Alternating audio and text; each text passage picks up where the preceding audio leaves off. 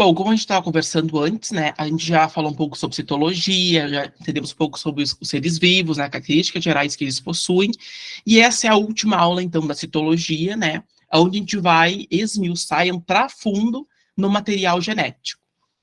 Bom, ela é dividida, então, em dois módulos, né? O primeiro, a gente vai relembrar algumas coisas do material genético e vou trazer algumas novas informações, né? A gente falou de muito geral, mas a gente vai ir mais a fundo, entender o que é material genético, qual é a composição dele e afins. E, por último, né, 3 processos que ocorrem nas células, né, em relação ao material genético. Bom, o módulo 1, então, a gente vai tratar um pouco sobre material genético. Uma pequena revisada que a gente já falou antes, né? Material genético, então, ele é uma molécula, né, onde ele guarda todas as informações do ser vivo, seja ela para formação, crescimento, desenvolvimento e afins. Ela a gente também chama, né, o código genético. Por que código? Porque tem todas as informações. Lembrem sempre a questão lá do código de barras que vocês passam no supermercado. Quando vocês passam lá no supermercado, né, no caixa, ele identifica por um número, né, o que significa aquele produto, né, qual é a origem e assim por diante, e as informações. A mesma coisa nós. A gente consegue pegar o material genético e saber várias informações daquele ser vivo. Por isso que é muito importante. Temos 2 tipos de material genético, tá? Eu estou passando rapidinho só para a gente revisar, que é o DNA e o RNA. O DNA, então, ele é aquele material genético que contém as informações, ele é como se fosse o livro da vida nossa, né? Ele contém tudo que você possa imaginar, como se fosse a nossa biblioteca. Um belo exemplo, cor de olho, tom de pele, tipo de cabelo, formato de unha e assim por diante, por isso que nós somos tão semelhantes, mas também tão diferentes entre si. Nós temos 2 tipos de DNA, né, o linear e o circular. O DNA, então, linear está presente nos eucariontes, né, então, DNA em forma de linha, exceto em bactérias, enquanto que o circular, ele vai estar presente em todos os procariontes e também nos eucariontes, mas não como material genético principal. Lembrem, ele vai estar só numa organela chamada, né, de mitocôndria, realizando outras funções. O RNA, então, diferente do DNA, ele é um material genético que ele é uma receita, ele é um manual para produzir algo. O que ele produz, então? Pode ser uma proteína, ele pode ser o material genético de alguns seres vivos, um exemplo clássico tem vírus, que o material genético deles são RNAs, não são o DNA, então ele pode servir também, né, como material genético principal, mas de modo geral, geralmente, ele é só uma receita ou manual. Ele também está ligado com o transporte de aminoácidos, que é o assunto que a gente vai ver hoje, mais para frente. E nós temos 3 principais tipos, né, de RNA, que é o mRNA, ou RNA, né, mensageiro, que é aquele que vai carregar uma informação. Ele é a receita do bolo. Então, né, quando a gente vai fazer um bolo, a gente tem que ter a receita. O mRNA é a receita do bolo. Então, é mais ou menos a mesma coisa na célula. Ele vai trazer a receita para produzir algo. Enquanto que o tRNA, ou RNA transportador, ele vai transportar aminoácidos. O que significa isso? Para a gente produzir uma proteína, a parte básica da proteína são aminoácidos. Uma proteína é um conjunto de aminoácidos, né, em conjunto, sistematizados e tudo mais. Então, o tRNA ele vai carregar esses precursores da proteína. Vai carregar cada aminoácido para produzir lá, né, a proteína no final. Enquanto que o rRNA, né, o RNA ribossomal, ele vai compor, então, o ribossomo, que é uma estrutura que vocês estudaram lá na aula, né, de organelas e tudo, que ele vai fazer essa produção, então, né, ele que vai traduzir a receita e, né, pegar esses aminoácidos, juntar e produzir no final uma proteína. Mas a gente se pergunta, de que são formados os materiais genéticos? Como tudo, né, na biologia e na vida, tudo tem uma composição, é feito de algo ou alguém. Então, o material genético, ele também possui uma composição. Qual é? O material genético ele é composto de uma unidade chamada de nucleotídeo, que é isso que vocês, né, veem aqui mais à direita. Mas o que é o nucleotídeo? O nucleotídeo nada mais é, né, do que a unidade básica do material genético, tanto DNA quanto RNA, sendo essa molécula orgânica, né, que é de extrema importância, que vai, né, guardar informações, vai guardar receitas e assim por diante. Bom, o nucleotídeo, ele é composto de 3 partes principais. Primeiro, um grupo fosfato, que é a parte mais externa, tá? Vocês podem ver ali que é o verdinho. Sempre um açúcar, né? Ou uma base, que é a mesma coisa. Em alguns lugares vocês vão identificar como base e outros como açúcar. E, por último, uma base nitrogenada. Então, o nucleotídeo é composto dessas 3 partes. Grupo fosfato, um açúcar ou base, que é a mesma coisa, e uma base nitrogenada. Bom, quimicamente falando, né, vocês vão ver o nucleotídeo assim, temos o grupo fosfato aqui, vocês podem ver a molécula química do fosfato. Aqui nós temos uma pentose, né, que é o açúcar. Pentose significa açúcar de 5 carbonos, por isso pente. E temos aqui uma base nitrogenada. Então, esses 3 compõem um único nucleotídeo. Ou nós também temos diferenças entre açúcares ou base. Um belo exemplo. No DNA, nós temos a desoxirribose, um exemplo clássico. O DNA ele é uma sigla para, né, ácido desoxirribonucleico, ou seja, ele possui, né, desoxirribose como açúcar, que vocês podem ver aqui mais à esquerda. Então, essa estrutura aqui é o açúcar, né, a desoxirribose, do DNA. Então, todos os nucleotídeos do DNA, ele vai ter como base, o açúcar, né, a desoxirribose, que é característico, né, no carbono 2 ter um hidrogênio. Enquanto que no RNA, todos os nucleotídeos, né, eles vão ter, diferentemente do DNA, eles vão ter a ribose, que no carbono 2 ele não tem apenas um hidrogênio, ele tem, né, um oxigênio como hidrogênio associado. Então, essa é uma grande diferença. Quando vocês forem, né, analisar, até numa prova ou tudo mais, vocês olhem sempre essa questão, se tem o oxigênio no carbono 2. Se tem, é ribose. Se não tem, é desoxirribose. Ou seja, se tem oxigênio, é RNA. Se não tem, é DNA. Nós temos aqui, então, vários tipos de nucleotídeos, né? 5 principais. Exemplo clássico, vocês podem ver que é a citosina, né, que é a primeira. Depois nós temos a adenina aqui embaixo. Vocês podem ver que sempre tem, ó, um hidrogênio associado. Temos a timina, aqui, né, mais ao meio, temos a uracila e, por último, temos a guanina. Aqui é só para vocês, não precisam, né, decorar a fórmula química, mas é bom que vocês peguem os nomes, timina, né, citosina, guanina, adenina, uracila, porque vocês vão entender um pouco sobre os pareamentos daqui a pouquinho. Que é, na verdade, agora, né, mas vamos lá. Bom, as bases, elas estão pareadas no DNA. O que significa isso?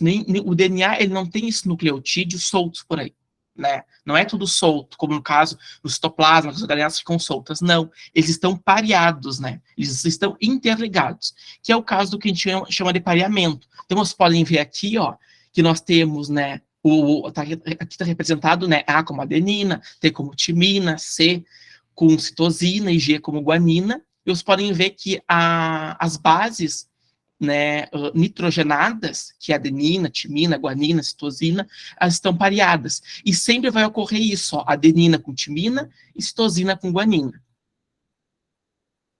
Bom, no DNA, né, vocês vão ter essa conformidade, onde sempre a adenina, né, ela vai parear com a timina. Então, se você pegar uma fita de DNA e tiver um lado adenina, o outro tem que ter timina. É obrigatoriamente. A mesma coisa, se você pegar um lado onde tem citosina, o outro, obviamente, vai ter que ter a guanina. Isso no DNA, né, lembrando que no DNA o açúcar é a desoxirribose. No RNA, nós temos uma pequena diferença. Além do açúcar agora ser diferente, nós não temos timina. A timina, ela é exclusiva do DNA, enquanto que a uracila, que agora é essa que vai parear com a adenina, ela vai ser exclusiva, então, do RNA. Então, no RNA, né, a adenina vai parear com a uracila, enquanto que a citosina vai parear com a guanina. Tem essa brincadeira, né, dos casais e tudo mais, mas isso é sempre, gente, sempre vai ter. Citosina sempre com guanina, né, que a gente chama do CG, e sempre adenina com uracila, a U, no caso do RNA, e sempre adenina com timina, né, a T, no caso do DNA. Outra questão, além das bases estarem pareadas, como que ocorre esse pareamento? Elas se pareiam através, exatamente, que é tristeza.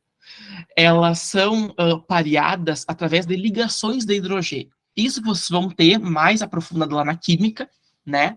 Mas, de modo geral, a ligação de hidrogênio, ela é muito importante porque ela é muito forte.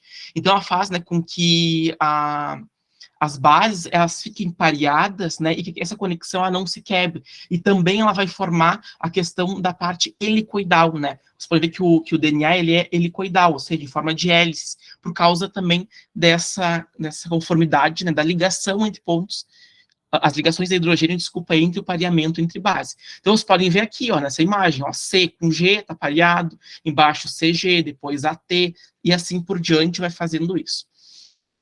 E também é importante no caso do RNAs, né? No RNA, as ligações de hidrogênio, ela vai fazer com que várias partes, né, elas estejam mais compactadas ou menos compactadas. Isso é muito importante. Então, podemos classificar, né, o material genético em relação ao número de ligações. Então, os nucleotídeos podem ser de dupla ligação, um exemplo clássico, adenina, uracila e timina, né? Todos eles fazem só 2 pontes de hidrogênio. Então, quando eles vão parear, é 2 pontes de hidrogênio, né, que vão chegar até eles. Já no caso da citosina e guanina, são 3 pontes de hidrogênio. Vocês podem ver aqui, ó, né, esses pontinhos são as pontes. Então, sempre quando perguntarem, né, esse caso não fala sobre adenina, uracila, timina, pode cair que, no DNA, né, há nucleotídeos que fazem dupla ligação. Quem são? Vocês já devem saber que é adenina e timina. Porque, primeiro, é DNA, as únicas que tem é adenina e timina, né, assim como a tripla ligação só citosina e guanina. Então, isso é muito importante para vocês, né, se ligarem na hora da resolução dos exercícios. Além disso, né, que eu falei anteriormente um pouco, é muito importante a ligação de hidrogênio, porque é ela que vai dar essa forma, né, helicoidal, né, de fita entre as duas fitas, nessa forma espiral. Então, ela é muito importante para isso. Uma outra questão que nós temos é que muitas vezes vocês vão ouvir falar na palavra cromossomo. E às vezes vocês não entendem, né? Eu também no início vou ficar meio perdido e tudo mais, todos nós ficamos, né? De modo geral, porque alguns falam DNA, outros falam cromossomo, aí o material genético, o que seria isso? Bom, o cromossomo nada mais é do que a forma mais compacta ou densa do DNA. Então, o DNA, ele é a molécula, né? Que vai carregar, então, as nossas informações, né? Compostas de nucleotídeos, esses que nós aprendemos agora. E ele pode estar na forma de cromossomo ou não. Se ele estiver na forma de cromossomo, ele vai estar, né, altamente compactado. Então, a gente vai pegar essa fita de DNA e vai compactar, né? É como se fosse a gente pegar uma extensão e enrolar ela. Então, o cromossomo, ele é, né, o DNA compactado. Ele vai conter todas as informações do indivíduo, né, por ser DNA, e ele pode ter diversas formas e tamanhos variados, dependendo do ser vivo, né, e do tipo de célula que nós estamos falando. Mas ele vai estar presente em todos os seres vivos. Ele tem essa forma, vocês podem ver, ó. Cada perninha a gente chama de cromátide, né? E essas cromátides, que são a parte superior, que vocês podem ver, a gente chama de cromátide. A parte de baixo a gente chama de braço, mas que é a mesma coisa, tá? É só o nome dado. E tem uma região, né, mais estreita dos cromossomos que a gente chama de centrômero, né, onde há esse estrangulamento das duas partes do cromossomo, né. E ali é muito importante, porque na hora da divisão celular, que vocês já devem ter visto, né, há essa separação das duas fitas. Então, por isso que é importante ter o centrômero. Bom, que eu já falei um pouco, né, a extremidade a gente chama de telômero, tá? A extremidade do cromossomo, então, a parte mais das pontas, a gente chama de telômero, que é uma região muito importante, né? E um cromossomo, geralmente, ele é duplicado, ele tem, né, duas moléculas, e a gente chama essas moléculas de cromátides irmãs. Outra questão é que você deve ter ouvido falar em cromossomo homólogo. O que é cromossomo homólogo? Homólogo já vem da palavra igual ou parecido. Todos nós temos cromossomos homólogos. O que significa isso? Que é bem aquela história que a gente estudou lá na hereditariedade. A gente tem sempre uma cópia da mãe e uma cópia do pai. Então, ou seja, nós, seres humanos, nós temos 46 cromossomos, 23 pares. Então, no cromossomo 1, a gente tem o cromossomo 1 do pai, 1 da mãe. O 2, um do pai, um da mãe. E eles vão ser homólogos. Então, cromossomo 2, pai e mãe. 3, pai e mãe. E assim por diante. Então, esses cromossomos iguais, a gente chama de homólogos. Que, no caso, aí vai ter essas características, né, como cor do pelo e assim por diante. Nós temos dois tipos de cromossomo, né? O autossômico e o sexual, que todos os seres vivos eles possuem. O autossômico, ele é aquele cromossomo que vai ter todas essas características, mas ele não envolve nada da parte sexual. Ou seja, ele vai ter informações de produção de cabelo, forma de unha, produção de enzima, produção de hormônio, mas não atrelado à parte sexual. Ou seja, nenhum caractere como formação de barba, com a própria sexualidade, ele não vai estar envolvido. Quem vai estar envolvido é o segundo tipo de cromossomo, que é o sexual, que aí esse é específico para a reprodução, né, e também para os caracteres sexuais e secundários dos seres vivos. O autossômico, então, ele vai conter todas as informações, né, ele tem possui várias formas e tamanhos, dependendo, novamente, da célula do ser vivo que nós estamos falando, né, ele vai estar envolvido em diversos processos, produção de proteína, produção de enzima, né, e assim por diante. Onde nós encontramos ele? Um exemplo clássico, né, isso aqui é um cariótipo humano, onde vocês têm aqui do 1 ao 22 são cromossomos autossômicos. Então, né, e vocês podem ver ali que nós vemos os homólogos. Então, no cromossomo 1 tem duas perninhas, uma da mãe e um do pai. O cromossomo 2 tem duas perninhas, o 3, o 4, o 5 e assim por diante. Então, no caso do humano, nós temos 46 cromossomos, né? E sendo 23 pares, aonde, né, 22 pares, né, ou 44 cromossomos são autossômicos e tem só essa função não, né, sexual e reprodutiva. Aqui vocês podem ver que, né, que cada ser vivo varia desse número de cromossomos, né, o total. Exemplo clássico, formigas têm 2 cromossomos, nós, seres humanos, temos 46, o kiwi tem 174, né, os podem ver que é bem, bem chocante. Então, assim por diante, isso vai variar. E outra questão, que é muito importante que vocês saibam, o número de cromossomos não significa melhor ou pior do que nada. Exemplo clássico, as bactérias têm um cromossomo só.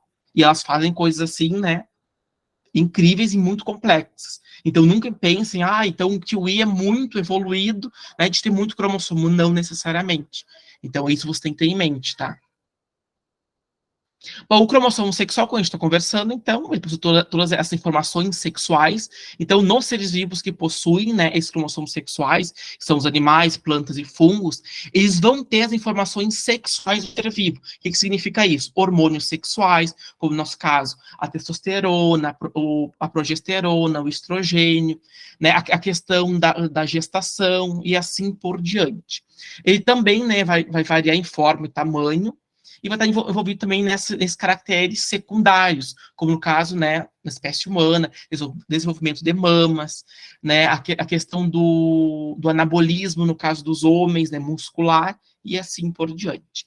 E no caso dos humanos aqui, vocês podem ver, né, só aquela pequena parcela lá embaixo, né, o X e o Y, né, apenas 2 cromossomos dentre os 46 são sexuais. Em outros seres vivos, nós não temos o mesmo cromossomo sexual. Então, vocês podem ver aqui, né, nos sistemas sexuais, que a gente chama. Então, a primeira imagem, XY, é o nosso sistema, onde, né, nós temos as mulheres com XX e os homens com XY. Depois, nós temos o sistema X0, né, onde 1X nós temos o macho e 2X nós temos a fêmea, né, no caso de insetos. O sistema ZW, que é um dos sistemas que é mais chocante, não sei se vocês conheciam, né, que são das aves, aonde ZZ são machos, né, e ZW são fêmeas, ou seja, ao contrário do nosso. Enquanto que o nosso iguais são mulheres, né, e diferentes são homens, no caso das aves é o contrário, né? Os cromossomos que são sexuais, que são iguais, é masculino, e os diferentes são femininos. E o que significa isso? No caso aqui do ZW, né, das galinhas, são elas, as fêmeas, que definem o sexo da prole, não é o macho. Diferentemente da nossa, né, que um belo exemplo, as fêmeas produzem só gameta, né, óvulo XX, no caso, os machos, né, XY, no caso das aves é o contrário. O macho só produz, né, espermatozoides Z, enquanto que a fêmea, né, óvulos Z e óvulos W. E isso é bem, bem chocante, né? Enquanto que nós temos um sistema haploide, né, aonde, no caso das abelhas, onde que a presença de um cromossomo ou ausência vai fazer com que, né, se tenha a produção de um ser vivo ou não. Então, né, se eles têm os 2 cromossomos, vai produzir um. Se tem um cromossomo, só produz outro. Se não tem cromossomo nenhum, vai produzir outro. Então, isso é bem legal de se estudar. Bom, além disso, tem uma outra questão, né, nos cromossomos, né, a parte do DNA, é que nós temos o gene. O que significa o gene? O gene é a região do DNA onde contém as informações genéticas para produzir algo. Então, tudo, né, que vocês possuem no corpo de vocês, né, tem uma forma de cabelo, a forma do olho e assim por diante, vem do gene. O gene, ele tem essa informação, né, aonde, ou quando vai ser produzido isso, eles vão até lá, que a gente vai ver os processos depois, né, vai copiar essa informação para produzir, né, a proteína necessária para a coloração do olho de vocês e assim por diante. Então, o gene é essa região, né, onde tem essa informação. Por que é importante a gente saber disso? Porque o DNA, ele tem informação, tá? Mas nós temos informações que são desnecessárias. O que significa isso? Nós temos regiões do DNA, que são os genes, onde tem informações que a gente utiliza, né, para produzir algo, e tem também informações que a gente não utiliza para nada, né, que são silenciadas. Então, o gene é importante, né, a gente entender, porque o gene é só a parte que é, né, codificante, que a gente chama, né, para produzir algo. Vai estar presente, então, em todos os seres vivos e especificamente na produção, né, das proteínas. O tempo clássico, então, ele vai estar envolvido, né, na questão das características humanas, como, por exemplo, formato de nariz, né, os olhos, cabelo, língua, né, e assim por diante. Todas as características, né, são produzidas através, né, dos genes. Bom, a cromatina, ela é um outro assunto bem importante, porque ela é, então, o conjunto do DNA, mais umas proteínas associadas, né, que fica no núcleo, que a cromatina nada mais é do que o DNA quando ele não está em estágio de cromossomo. Então, quando nós não vemos DNA em estágio de cromossomo, ele está em estágio de cromatina. Então, a cromatina é o estágio, né, do DNA, onde ele vai estar associado, né, DNA mais essas proteínas, ela pode ter diversas formas e tamanhos, e ela vai ser classificadas conforme, né, o grau de compactação também, claro que não chega a ser tão compacto, né, e denso como cromossomos, elas podem estar compactadas, algumas regiões e outras não, e através disso é classificada em 2 palavras, né, em eucromatina ou heterocromatina, e vai estar presente em todos os seres vivos. E vocês podem ver aqui, ó, temos o cromossomo, né, a cromatina, e lá tem o DNA, né, associado com essas proteínas, vão formar, então, essa cromatina. Bom, a cromatina, nós temos a eucromatina e a heterocromatina. A eucromatina é quando o DNA ele fica mais livre e solto, né, e ele é utilizado para fazer vários processos. É nesse estágio, né, da cromatina ou do DNA, onde diversos processos, como, né, a transcrição, a tradução, ela é feita, enquanto que a heterocromatina é o DNA que está muito compactado. Então, são regiões, né, lá do núcleo, lá com o DNA, onde ele fica compactado. Ou seja, isso é muito importante. No caso da cromatina ter uma parte, né, da eucromatina que é mais livre, que tu pode utilizar, e a outra que está compactada, por quê? Porque muitas vezes, né, nós não utilizamos todo o DNA para produzir algo, utilizamos pequenas partes. Então, isso, né, é um gasto energético muito grande se nós tivéssemos, né, que manter todo o DNA lá livre para a gente conseguir, né, copiar ele. Então, não. Então, a maior parte do tempo vai estar uma parte liberada e a outra compacta, né, para realmente não ter esse gasto de energia. Aqui no microscópio vocês podem ver, né, as regiões mais esbranquiçadas é a eucromatina, né, aquela cromatina que está mais livre, né, que eu posso fazer vários processos com ela, posso produzir proteínas e assim por diante, enquanto que a heterocromatina, né, as regiões mais pretas que vocês podem ver, né, escuras, são regiões do DNA, então, onde estão muito compactadas, né, e que não ocorre nenhum processo. Nós também podemos classificar a célula em relação, né, ao número de cromossomos. Então, tem células onde tem apenas um cromossomo, né, por indivíduo, né, então a célula ela vai ter um cromossomo só, uma cópia do cromossomo só, no caso a palavra, né, enquanto que eu posso ter 2 ou mais. Então, se eu tenho um só, eu chamo de haploide, né, então, tem apenas, então cada cromossomo 1, 2, 3, 4, eu tenho uma cópia só, Enquanto que o diploide, eu tenho duas cópias, que é o nosso caso dos humanos, lembrem daquilo, cromossomo 1, um da mãe e um do pai, cromossomo 2, um da mãe e um do pai. Então, nós temos duas cópias por cromossomo. E o poliploide é quando eu tenho três, né, ou mais de dois, três ou mais cópias de DNA em relação aos cromossomos. As células haploides, vocês podem ver, né, exemplo clássico, nós temos esse cromossomo haploide, que é, né, vários seres vivos possuem só esse cromossomo haploide. O espermatozoide possui, né, 23 cromossomos haploides, assim como o óvulo, né, uma cópia só. A diploide, né, vários cromossomos têm, então, essas duas cópias, né, vocês podem ver essas duas, vamos dizer, essas duas varetinhas, né, são esses cromossomos. A célula humana, né, nós temos, né, 46 cromossomos, né, e são diploides, temos sempre duas cópias, exceto nos cromossomos sexuais, lembrem disso, que nós temos apenas uma cópia. E o poliploide, né, que é muito comum em vegetais, nós podemos ter, né, em um único cromossomo, três cópias, o triploide, às vezes quatro, tetraploide, às vezes cinco, pentaploide, e assim por diante. Então, é muito variável. Só que no caso, né, o poliploidismo ele é muito comum no vegetal, né, nas plantas. Mas no nosso caso, animais, é muito mais raro. Alguma dúvida, pessoal? Você falei muito rápido, porque como tinha muita coisa para falar, tentei ser mais rapidinho hoje.